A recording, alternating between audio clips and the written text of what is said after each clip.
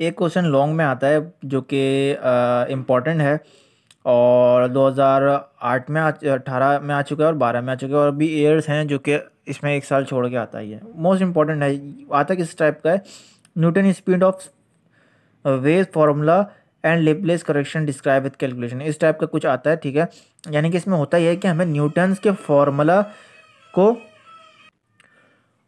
जो है वो बताना होता है। न्यूटन्स के जो स्पीड ऑफ वेव है उसको हमको बताना होता है, और लेप्लेस ने क्या करेक्ट किया था वो भी हमको बताना होता है। यानी कि न्यूटन्स ने एक जो है वो फॉर्मूला दिया था जो कि गलत था, ठीक है ना। तो लेप्लेस ने उस न्यूटन्स को सही किया था, उस फॉर्मूले को। ठीक है, वो मैं आपको बताता हूँ कि करना कैसे। देखो, Newton's formula for the speed of sound, speed of sound के लिए न्यूटन ने एक फार्मूला दिया, आपने हेडिंग डाल दिया। वो क्या था देखें, आपने सबसे लिखेंगे the sound compressible waves which travel through a medium of air, यानी कि साउंड जो है इसके मुताबिक ये कह रहा है कि ट्रैवल करता है ये, और साउंड जो है कंप्रेसिबल वेव्स है जो कि ट्रैवल करता है एयर के थ्रू। एयर क्या हो गया? एयर एक मीडियम हो गया। अब बता रहा है ये इट हैज़ बल्क मॉडुलस। ठीक है, इसके अंदर क्या होता है भैया, एक बल्क मॉडुलस होता है जिसको हम बी से कहते हैं, और एक डेंसिटी होती है जिसको हम इससे शो करते हैं। देन बता रहा है कि then the speed of sound is v is given by, और फिर क्या होगा, स्पीड ऑफ साउंड क्या होगा, हम इसको वी से डिनोट करेंगे, और वो नीचे गिवन है ये रहा। बी क्या हो गया? Bulk modulus. ये क्या हो गया? डेंसिटी। और वी क्या हो गया? Speed of sound. और ये एक इक्वेशन बन जाएगी, इसको नंबर 1 का नाम दे देंगे।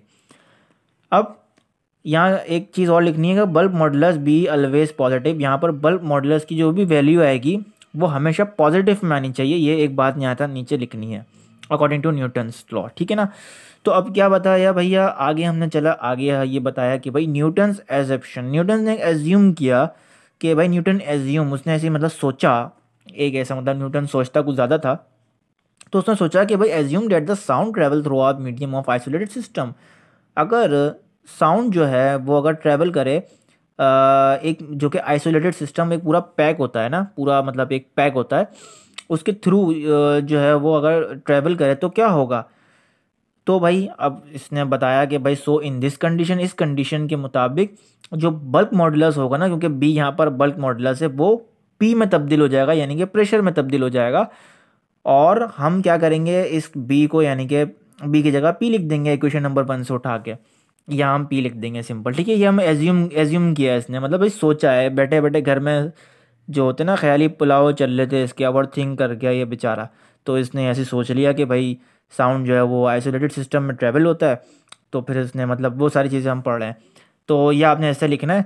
ठीक है, और पुट बी आपने इधर करके यहाँ पर बी की जगह पी लिख देना है। ठीक है, उसके बाद आपने हेडिंग डालनी है calculation of speed of sound. ठीक है ना। तो अब हमें कैलकुलेशन करनी है इसके मुताबिक, किसके मुताबिक? न्यूटन्स के मुताबिक, जो कि गलत आएगी। ठीक है, इसको कौन सही करेगा? इसको लेप्लेस सही करेगा। आपने ये लिख दिया पूरा। उसके बाद आपने डेंसिटी की वैल्यू आपको पता है, प्रेशर की वैल्यू पता है, दोनों वैल्यू आपने इस जगह पुट कर दी। पुटिंग ऑल दीज वैल्यूज़, आपने पुटिंग कर दिया। ठीक है, सिंपल। और यहाँ पर एक वैल्यू आती है इस टाइप की 278। ठीक है, तो जो कि ये गलत है, ठीक है, उसको हमने बताएंगे, नीचे लिखेंगे एक्सपेरिमेंटल वैल्यूज इस 332 मीटर पर सेकेंड, इट इस means Newton's formula give 16% error.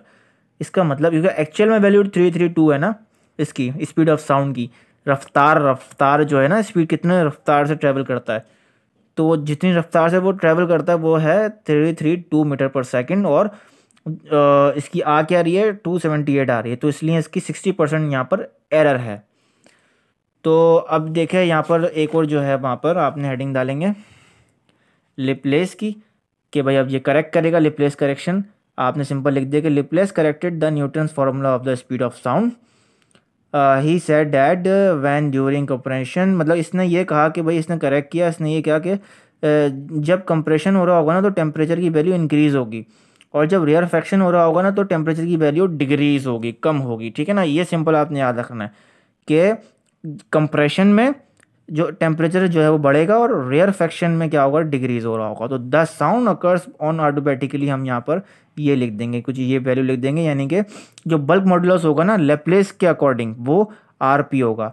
और अब आरपी को हमने सिंपल इक्वेशन नंबर 1 में बल्क मॉडुलस की जगह यहाँ पर लगाया, सिंपल सब as it is, same formula हम मतलब लगा रहे ना, सेम। बल्कि बहुत ईजी है ये, बहुत ज़्यादा इंटरेस्टिंग भी है। तो हमने ये वैल्यूज़ हमको पता है, सिंपल हमने वैल्यूज़ यहाँ पर पुट करी। तो ये सारी कैलकुलेशन वगैरह करके हमारे पास जो एक्सपेरिमेंटल वैल्यू एक्चुअल में आ रही है वो ये आ रही है, ठीक है ना, 330 मीटर पर सेकेंड। तो यही जो है स्पीड ऑफ साउंड की वैल्यू उसने बताई करेक्ट करके, किसको करेक्ट करके, न्यूटन्स को करेक्ट करके, ठीक है। न्यूटन्स ने गलत वैल्यू दी थी, लेप्लेस ने करेक्ट करी ये वैल्यू। तो स्पीड ऑफ साउंड जो रफ्तार है स्पीड ऑफ साउंड की वो ये होती है एक्चुअल में, ठीक है ना। तो अब देखो यहाँ पर जो है अब हमने एक और हेडिंग लगानी है क्योंकि ये लॉन्ग में आता है। तो यहाँ पर आपने speed of sound in term of temperature, तो अगर तो क्वेश्चन में लिख दिया जाए कि आप कैलकुलेट करें या फिर आप जो है वो भी डेरिवेशन लगाएं स्पीड ऑफ साउंड की इन टर्म ऑफ टेम्परेचर के मुताबिक, तो फिर आप ये लिखेंगे बी नाउ डेट, ये आपने कर दिया, ठीक है। इक्वेशन नंबर 1 हमको पता है, आपने फॉर्मूला लगाया P V N R T का, सिंपल आपने वी को नीचे लगाया क्योंकि प्रेशर को आपको वैल्यू पुट करनी है, और ई की जगह आपने सिंपल ये फॉर्मूला होता है डेंसिटी का एन मीटर पर जो मतलब ये एक फार्मूला होता है, इसको हम ऊपर ले जाएंगे, सिंपल एम को हम अलग कर देंगे। ये मॉलिक्यूलर वेट है ना, और ये मास है, मास की जगह हमने लगाया, इक्वेशन नंबर 3 कर दिया इसको। अब इन दोनों को हमने यहाँ लगा दिया, ठीक है। तो यहाँ लिखेंगे put E P from equation number 2 from equation number 1, हमने सिंपल यहाँ पर लगा दिया, ये सारी चीज़ें लगा दी हमने, ठीक है। यहाँ पर हम जो है वो थोड़ी कैलकुलेशन वगैरह करेंगे, और यहाँ पर हम सारी चीज़ें कैलकुलेशन वगैरह करके काट पीट करके आप यहाँ पर देखें और यहाँ पर रियलाइज़ करें, ये इक्वेशन यहाँ पर बन जाएगी R T divide by mass, ठीक है। तो ये आपकी सिंपल आपको ये करके शो करना है को कि भैया जो वेलोसिटी ऑफ साउंड है, स्पीड है, वो टेम्परेचर के मुताबिक जो है वो ये होगी, ठीक है ना। ये न्यूमेरिकल वगैरह में काम आएगी आपको, इसलिए मैंने यहाँ का करके दिखाया। अगर क्वेश्चन में आता है तो आपको यहाँ तक लेके जाना है, वरना आपको यहाँ तक स्टॉप कर देना है, लेप्लेस तक यहाँ पर स्टॉप कर देना है।